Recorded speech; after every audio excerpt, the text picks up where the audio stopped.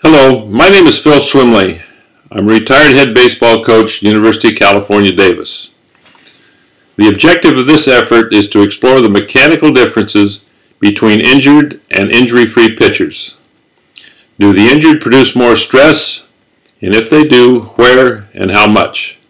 I actually began to explore measuring arm stress way back in the spring of 1973. Ron Bryant, then with the San Francisco Giants, wanted to add an overhand curveball before going to spring training. During that process, we borrowed a high-speed camera from engineering and took film at 3,000 frames per second of his arm action and release. What we saw in the film was absolutely shocking. He was doing just the opposite of what we thought. His thumb was rotating inward and down at release instead of outward to finish palm up. To validate what we saw, we filmed several others, including then Giants Bob Knepper and Gary Lavelle. They were all the same. What concerned me was when the arm reached a point about parallel to the ground, the inward rotation was being reversed to reach out and pull down like we were talking about to throw the curveball. This happened in about a thousandth of a second and after the ball was released. The rapid reversal produced stress that was clearly not necessary. To try to measure the stress, I got together a team of professors, 3 from mechanical engineering, 1 from biomechanics, and an orthopedic surgeon from the med school. We got together, tried to measure this unnecessary stress, but unless I could find someone to throw with needles in his arm, the technology for direct measurement at that time was not available.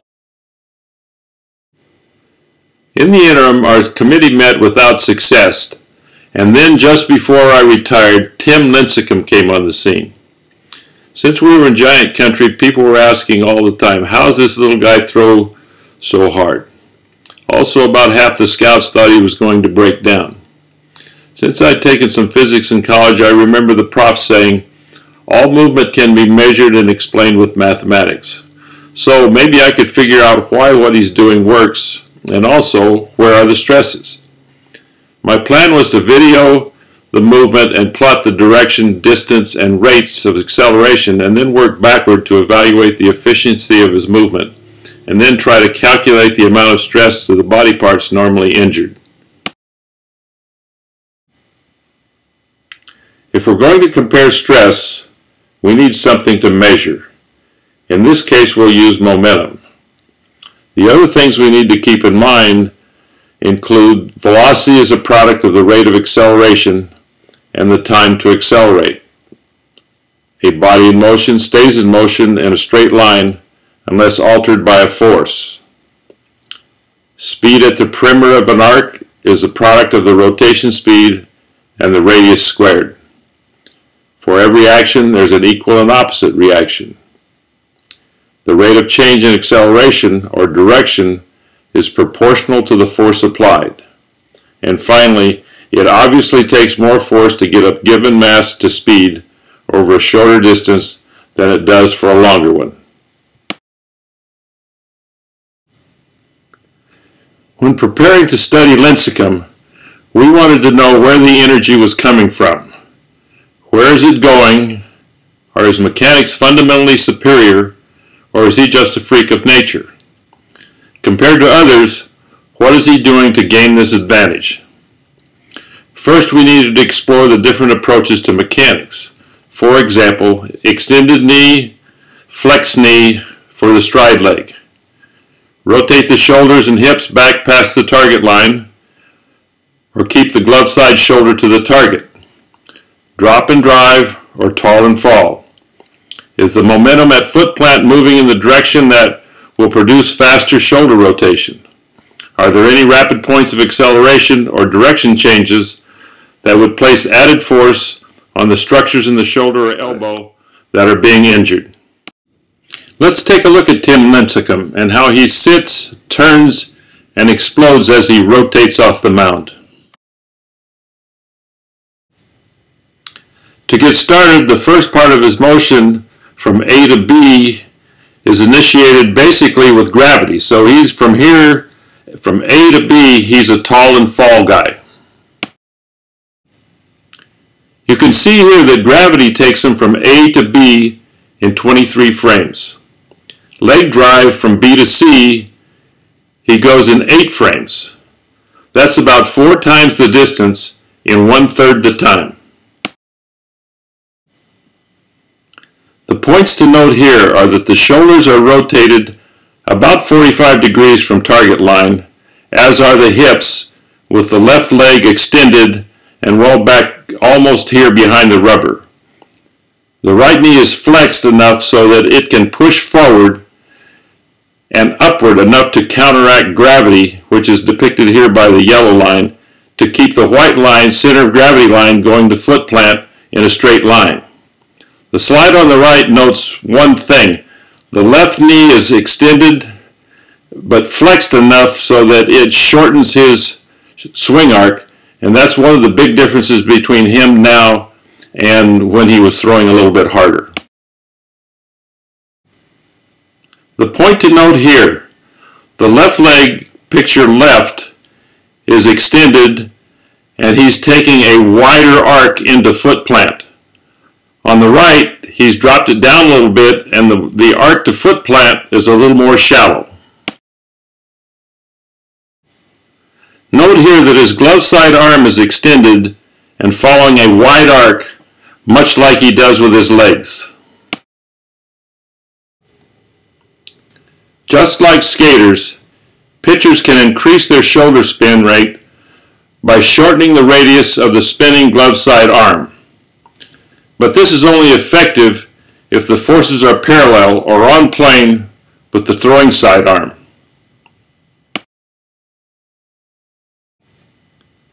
Golfers have discovered that the greater the angle between the shoulders and hips as they start their downswing, the further they can hit the ball, or their club head speed is faster. The same principles apply for pitchers. In the slide on the left, Lincecum shows an X factor of almost 90 degrees. The belt buckle is pointed to target, and the shoulders are almost perpendicular. Also note the throwing arm position. The ball is almost head high. In the slide on the right, his timing has been changed by the shortened leg swing, and the hand is well below the shoulder. By extending his left knee just before release, Lincecum increases the rotation speed of his hips. This works only if done at the right time and in the right direction. If the center of gravity is deflected up before he releases, the momentum is subtracted instead of added. The trunk lean displayed here is necessary. He's using gravity to balance the reaction forces to the swinging stride leg and glove side arm. The full follow-through, throwing shoulder to the target and arm outside the stride leg and the hand back by the hip, increases the stopping distance and reduces stress.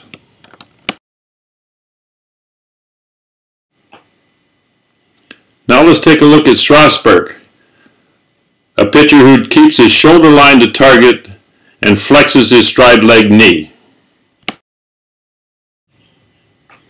Here we can see his hips sliding forward, his hands breaking over his knee. His shoulders and hips are still sliding to the target without rotation.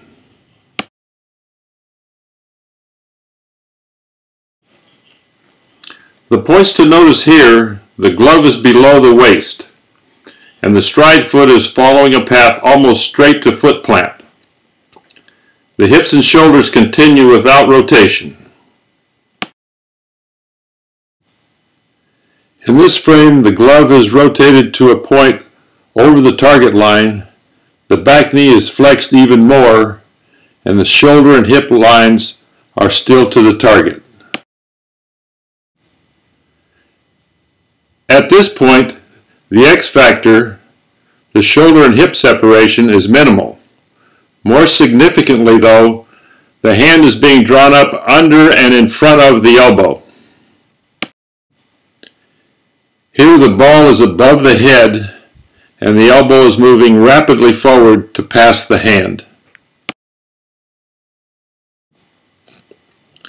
Note here the ball is dropped down and retreated slightly as the elbow continues forward. At release, his throwing arm is extended, his trunk lean is slightly left, and the glove side arm has reduced its radius. Strasberg, like Lincecum, finishes with a long deceleration and a relatively stress-free follow-through.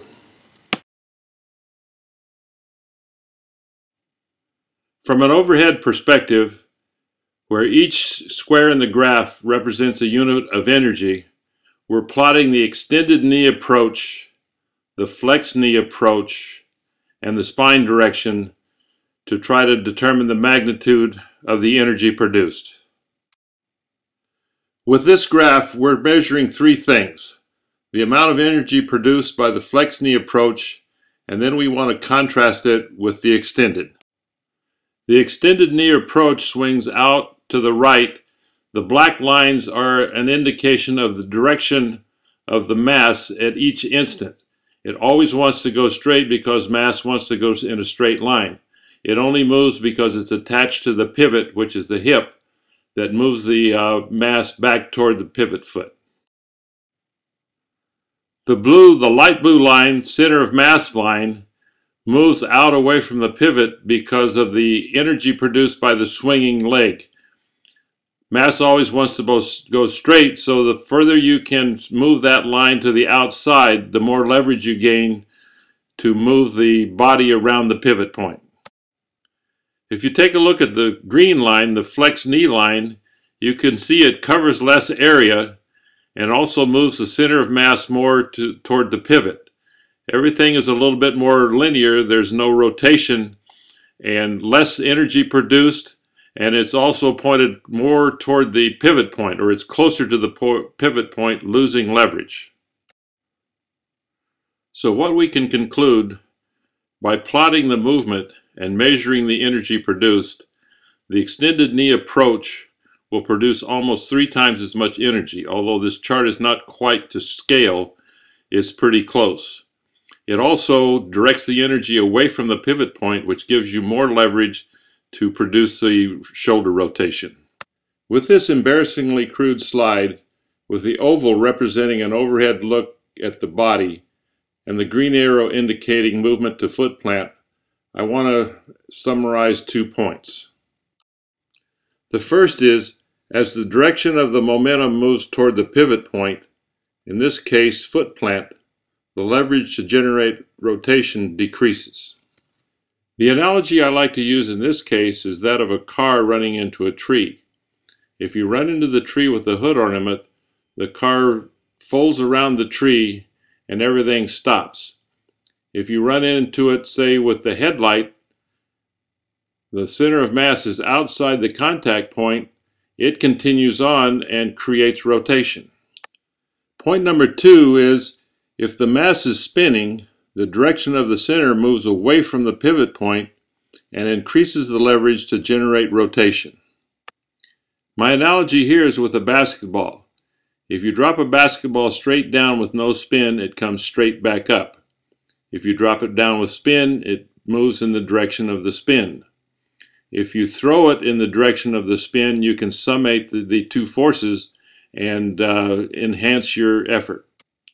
It's generally understood that the more the legs and trunk contribute to the pitch, the less stress there is on the arm. So it behooves us to maximize in this area. But when you measure the stresses to the parts being injured, the way the arm is being used is more significant. So please go to part 2, where we will compare the stresses related to acceleration and direction change.